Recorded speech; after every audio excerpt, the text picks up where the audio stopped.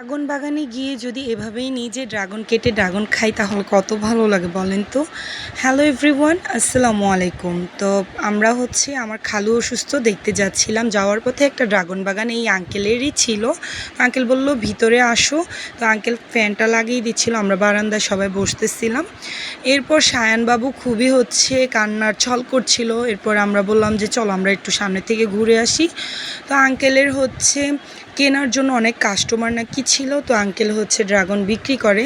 তো আঙ্কেল দেখাচ্ছিল আর আমরা জিজ্ঞেস করতেছিলাম যে কখন কাটছে এই ড্রাগনগুলো। তো আঙ্কেল বলতেছিল সকালেই কেটেছি, আরও কেটে রেখেছি ওই ঘরের মধ্যে। তো এখানে কিন্তু এসে আমি বললাম যে একটু ওই সামনের ঘরেও একটু ড্রাগনগুলো আপনাদেরকে দেখাই।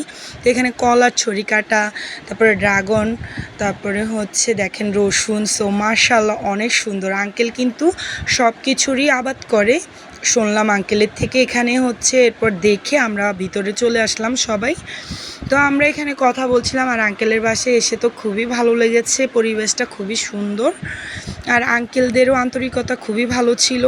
আর এখানে যখন আঙ্কেল ফল বিক্রি করছিল তখন আম্মুরা সবাই দাঁড়িয়ে আছে। তো আম্মু বলতেছিল এগুলো একটু তুমি ভিডিও করো। তো আঙ্কেলের পরিচয়টা আমি প্রথমেই দিয়ে নিচ্ছি। আঙ্কেল পাবনারই একটা সরকারি কলেজের প্রফেসর। তো আঙ্কেলের এর পাশাপাশি কিন্তু লুক রেখে ড্রাগন বাগান, তারপরে অনেক বাগান করেছে। তো এখানে দেখতেই পাচ্ছেন এই সম্পূর্ণ বাগান আঙ্কেলেরই। নারিকেল গাছ, তারপরে কমলা গাছ, এরপরে আম গাছ, মানে আমরুপালির গাছও লাগিয়েছে। এখানে লেবু বাগান। তো এখানে ড্রাগন বাগানের পিছনের দিকটাতে আমরা চলে আসছি, আঙ্কেলের বাড়ির পিছন দিক দিয়ে। তো এখানে এসে কিন্তু আমি আমার জুতা রেখেছি সামনের গেটে, বাট আঙ্কেলের এখান থেকেই স্যান্ডেল নিয়ে পরে ফেলেছি। তো এখানে এসে দেখি এখান দিয়ে আরেকটা রাস্তা রেখেছে, কারণ পুরাই এগুলো সব আঙ্কেলের বাগান। সো মাশাল্লাহ বলবেন সবাই।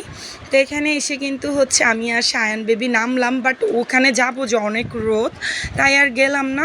আর সায়ান তো কারো কোলেই যাবে না, সায়ান খালি আমার কোলেই থাকবে। আর এরপর আমরা গিয়ে সবাই বসলাম, কারণ রোদ বাহিরে প্রচণ্ড। পাখার তলে আমরা বসে বসে সবাই গল্প করতেছিলাম। আসলে সময়টা কিন্তু খুবই ভালো যাচ্ছে আমাদের, যে আঙ্কেলের বাসায় গিয়েছি আর এভাবেই আঙ্কেল অ্যাকসেপ্ট করে নিবে, তো কখনো ভাবি নাই।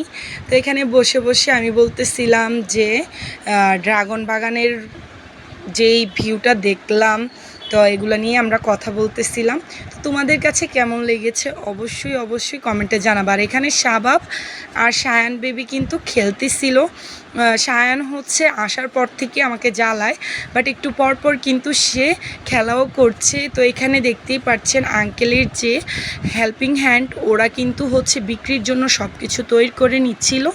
এখানে এসে আমরা বারবার দেখতেছিলাম, আসলে নিজের চোখে ড্রাগন বাগান দেখে এবং কেটে খুবই মজা পেয়েছি এখানে। এরপর আন্টি কিন্তু ড্রাগন ফল আমাদেরকে কেটে দিয়েছে খাওয়ার জন্য, কারণ বাচ্চা কাচ্চারা খুবই জ্বালাচ্ছিল। তো এরপর আমি খেয়ে দেখলাম যে খুবই টেস্টি আর খুবই মজা, মানে একবারে মিষ্টি, মাশাআল্লাহ অনেক স্বাদ। তো এখানে আমরা সবাই ভিডিও করছিলাম, ছবি তুলছিলাম আর এখানে আমি খাচ্ছিলাম। তো সায়ান বেবি এসেছে। সায়ান বেবি সকালে নাস্তা করে নাই, তো ও কান্না করতেছিল, এই জন্য ওকে নিয়ে বের হয়েছি। এরপর কিন্তু ও দেখতেছিল খাবে নাকি, তো আমি ওকে খাইয়ে দিচ্ছিলাম। মাশাআল্লাহ আমার ছেলেটা খিদাতে খেয়েছে, আমি এটাতেই অনেক খুশি। আর এখানে চন্দ্রিকা, শেফা, আমি, খালামুনি, শাবাব, সায়ান সবাই ড্রাগন ফল খাচ্ছিলাম।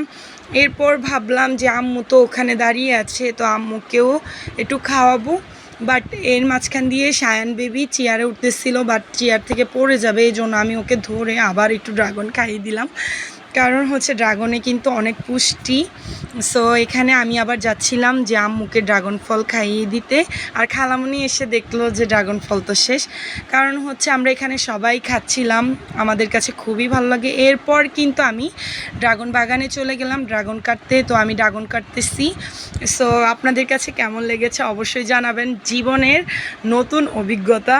তো আমার কাছে তো খুবই ভালো লেগেছে। আর এখানে কিন্তু ড্রাগনগুলো কেটে কেটে রেখেছি। আসলে মানুষ যখন নতুন একটা কিছু দেখে খুবই আনন্দ নিয়ে এই কাজটা করে। এখানে কিন্তু আঙ্কেলরা এখন ড্রাগন কাটতেছিল। তো এখানে আঙ্কেলের যে হেল্পিং হ্যান্ড আঙ্কেল ছিল, ওরা ড্রাগনগুলো এনে এনে রাখছিল। আন্টি এরপর আমাকে ড্রাগন দিল, তো আমি বললাম যে আন্টি আমি কেটে নিচ্ছি, সমস্যা নেই। এরপর হচ্ছে আমি কাটতেছিলাম আর ভাবতেছিলাম যে আসলে আমরা যাচ্ছিলাম এক কাজে, তো হয়ে গেল আরেক কাজ। আসলে জীবনে নতুন নতুন অনেক অভিজ্ঞতার দরকার আছে, আর জানি না যে আপনারা দোয়া করবেন এবং আমাকে ভালোবাসা দিবেন।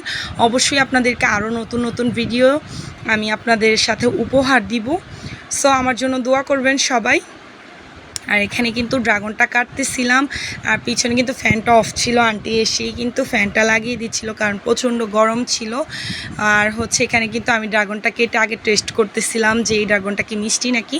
মাশাআল্লাহ খুবই মিষ্টি ড্রাগনটা ছিল। তো এখানে হচ্ছে আমি বাবাকে কেটে দিচ্ছিলাম ড্রাগনটা। সো আমরা সবাই খাবো সাথে সাথে। এখানে কিন্তু আমরা সবাই এক একটা করে ড্রাগন নিয়ে নিয়ে খেয়েছি, তো ওইটা আপনাদের সাথে শেয়ার করতে পারি নাই। এরপর আমি ভাবলাম যে শায়ান বেবিকে একটু খাইয়ে দেই, তো শায়ান বেবি খাচ্ছিল নাকি, তো বাবা বলতেছিল ড্রাগনগুলো খুবই মজা আর মিষ্টি ছিল। তো আপনাদের কাছে এভাবেই যদি আমার নতুন ভিডিও পেতে চান অবশ্যই সাইমা ব্লগে চোখ রাখবেন, আর লাইক কমেন্ট অবশ্যই করবেন, ভিডিওটা কেমন হয়েছে এটা জানাবেন। সো সবাই ভালো থাকবেন, সুস্থ থাকবেন, পরের ভিডিওতে দেখা হবে। আল্লাহ হাফেজ।